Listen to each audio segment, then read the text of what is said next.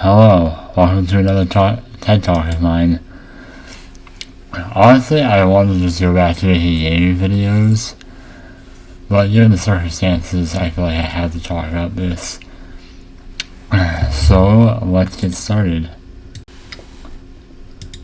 So, age verification, privacy, and the real motives behind it. Let's be honest about why this is even happening in the first place, because before anything else, it needs to be said clearly.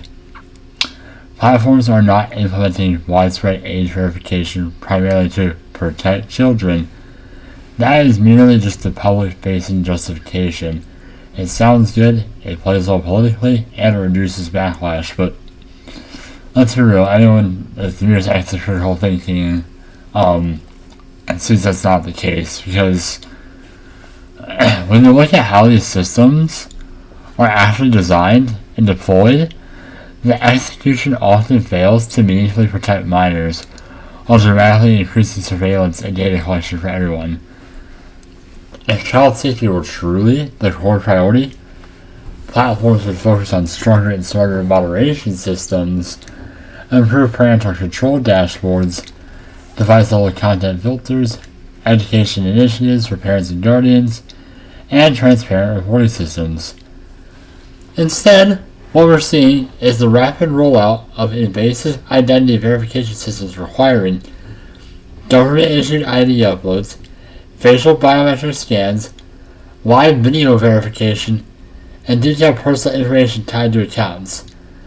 That goes far beyond just age confirmation and builds identity-linked user databases. Now let's follow the incentives here. Large platforms operate on revenue models driven by data engagement and compliance. Age verification systems provide stronger identity binding, improved fraud reduction, higher ad targeting precision, regulatory compliance protection, and reduced risks of fine and lawsuits.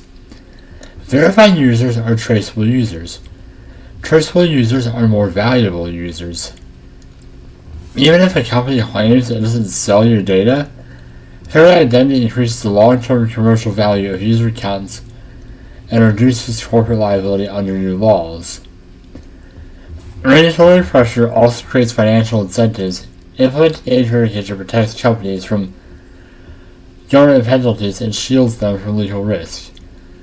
That doesn't automatically mean every company has malicious intent, but it does mean financial legal incentives are central to the decision-making process, and the AI they usually partner with likes to sell data. Even if the goal is protection, the execution fails. If the goal is protecting minors, the current implementation is deeply flawed. For example, VPNs can bypass region-based age laws, board IDs can bypass document checks, AI-based age estimation frequently misjudges age, and data breaches expose sensitive information for both adults and minors. Once biometric data is compromised, it cannot be reset like a password. I've talked about all this in previous videos. If a system is invasive, easily bypassed, and creates permanent privacy risks, it is reasonable to question whether it immediately solves the problems it claims to address. Now you can actually see the truth right in front of you. Even if age verification was perfectly implemented, like absolutely perfect and just did everything right, the role of parents cannot be replaced. It is not the job of a social media platform, gaming network, or AI service to replace parental responsibility. Parents and legal guardians are responsible for monitoring device access, setting screen time limits, teaching digital literacy, and decide what platforms their children are mature enough to use. Technology companies can offer tools, but they cannot replace parenting. A centralized identity verification system does not substitute for supervision and education. The privacy risks of third-party age verification vendors. Many platforms outsource age verification to third-party identity companies like Persona, for example. Sure, you've all heard of it. This creates a major structural issue: centralization. Instead of your identity being verified with the one platform, your government ID, facial biometric scan, birth date, device data, and metadata may pass through and be processed by an external vendor. Centralization creates a single point of failure, and this risk is not theoretical. Persona does not delete your data because they actually experienced a data breach back in October that exposed sensitive verification-related information. And then only a couple of days ago, it was reported that another incident occurred, at the time this is being reported at least, when the company handling biometric government identity experienced multiple security incidents within months. That raises serious questions about systematic vulnerability. When identity verification providers are breached, the consequences are severe. Government IDs can be used for identity theft, facial biometric data cannot be changed, full legal names and birth dates can be combined with other leaked data, hackers only need to succeed once. The more centralized the database, the more attractive the target. Government access and legal compulsion. Another concern is legal access. Companies operating in the United States and many other jurisdictions can be legally compelled to provide stored user data through court orders, national security requests, mandatory compliance investigations, and even if a company does not sell data, it may still be required to disclose it under law. When age verification vendors store biometric identity data, that data becomes legally obtainable under certain conditions.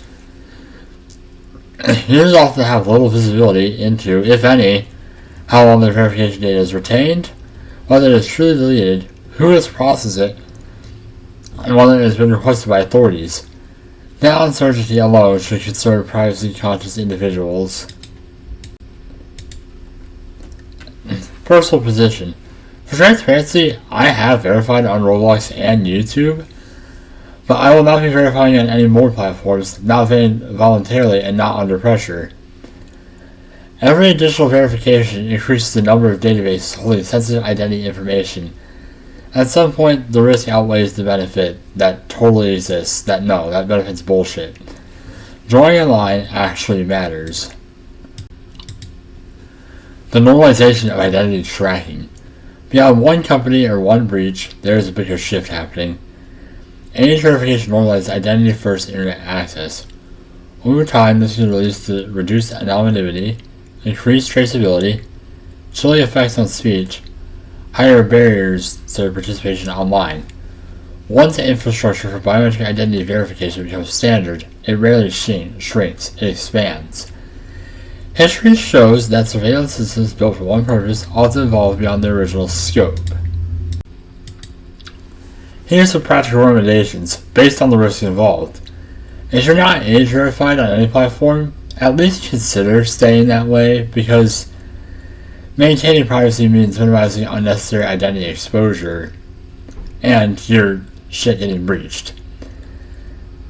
Now, if you're already verified, avoid verifying across on any more platforms, because like I said before, each additional verification expands the number of potential breach points.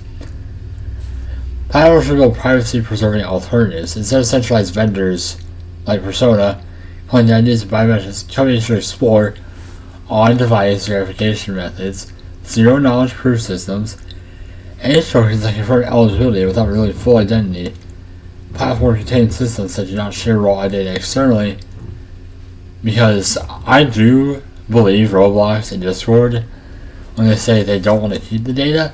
It's just that the people that they're partnered with, Persona, does. The core issue is not verifying age itself, it's how invasive and centralized the current solutions are.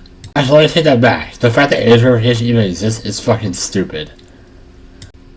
Now, of course, protecting children is important. No reasonable person disputes that.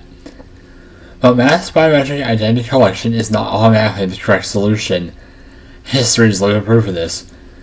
When implementation is flawed, incentives are financial, third-party source sensitive data, multiple breaches have already occurred, and government access is legally possible. Skepticism is not paranoia, it is caution, and it's understandable and even justified. The internet does not need to become an ID scan space by default. For years we were told, don't share your private information online. Now the same digital ecosystem is demanding government IDs, facial scans, and biometric data just to participate. Man, that device aged horribly. And that alone should make people stop and think. I hope you all enjoyed watching, and I'll see you in the next video.